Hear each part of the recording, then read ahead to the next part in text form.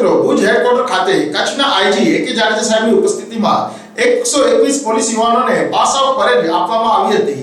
શપથવિધિ તથા ઉત્તીર્ણ થયેલા પોલીસ જવાનોને યુવાનોને સન્માનપત્ર તથા એવોર્ડથી નવાજવામાં આવ્યા હતા। આ પ્રસંગે પોલીસ અધિકારીઓ તથા વાલીઓ વિશેષ હાજર રહ્યા હતા। જોઈએ આ અંગેનો કશ્મીર રંગ સમાચારનો વિશેષ અહેવાલ। ભુજ પોલીસ હેડક્વાર્ટર ગ્રાઉન્ડ ખાતે આજ રોજ ટ્રેનિંગ લઈ રહેલા પોલીસ જવાનોને ટ્રેનિંગ પૂર્ણ થતા પાસિંગ આઉટ પરેડનું આયોજન કરવામાં આવ્યું હતું। આ તકે એક સમારોહનું પોલીસ હેડક્વાર્ટરના ગ્રાઉન્ડમાં આયોજન કરવામાં આવ્યું હતું। આ કાર્યક્રમમાં કચ્છ જિલ્લાના આઈજી એકે જાડેજા ખાસ ઉપસ્થિત રહ્યા હતા।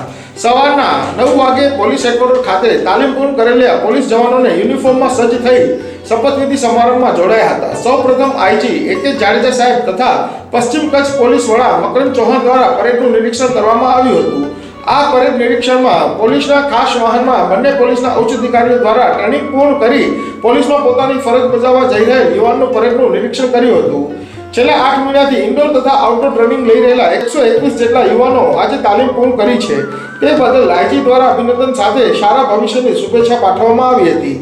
આ પરેડ નિરીક્ષણ બાદ 121 જેટલા યુવાનોને તાલીમ અર્થીઓ કે જે તાલીમ પૂર્ણ કરી પોલીસમાં હવેથી જોડાવા છે તેઓને શપથ લેવડાવવામાં આવ્યા હતા। આ શપથવિધિ બાદ 121 જેટલા પોલીસ જવાનો દ્વારા આઈજી એકે જાડેજા સાહેબ સમક્ષ પરેડ માર્ચ કરી સલામી આપી હતી।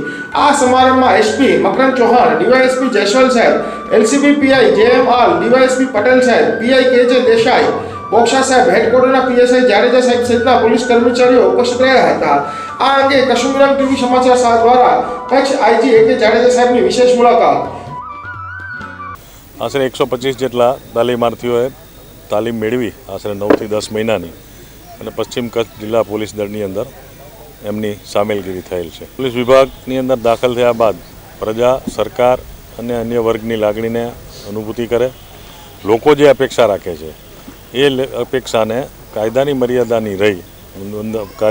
મર્યાદામાં રહીને પરિપૂર્ણ કરવા માટે એટલે કે ખૂબ જ ઉત્તમ વર્તન પ્રજા સાથે કરે, લોકોને મદદરૂપ થાય, નહીં કે નડતરરૂપ થાય અને લોકોની ઈચ્છા પ્રમાણે કાર્યવાહી કરી સરકારશ્રી તથા બીજા વિભાગો તરફથી જે ઉત્કૃષ્ટ ઊંચતા કાર્યક્ષમતા દાખવી અને મદદરૂપ થાય એવી મેં એમને મારા પ્રવચનની અંદર પણ ઉલ્લેખ કરેલ છે અને અપેક્ષા રાખેલ। મહદઅંશે ઘણા અંશે મતલબ ખોટ પૂરી તો થશે ચોક્કસ, પરંતુ આપ જાણતા હશો કે આગામી સમયમાં અત્યારે પણ ભરતીની કાર્યવાહી ચાલુ છે, એટલે એનાથી પણ નજીકની સમયની અંદર બીજા પોલીસ જવાનો પણ આપણને મળશે।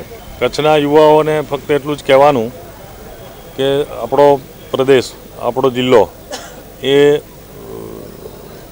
રાજધાની અથવા તો માનો કે દાખલા તરીકે આર્થિક પ્રવૃત્તિ, સામાજિક પ્રવૃત્તિ, શૈક્ષણિક પ્રવૃત્તિ, ટેકનોલોજીકલ વસ્તુઓથી જે પ્રગતિવાળા એરિયાઓ છે એનાથી થોડાક કોમ્પિટિટિવ એક્ઝામ સ્પર્ધાત્મક પરીક્ષાની અંદર પાછળ પડે છે।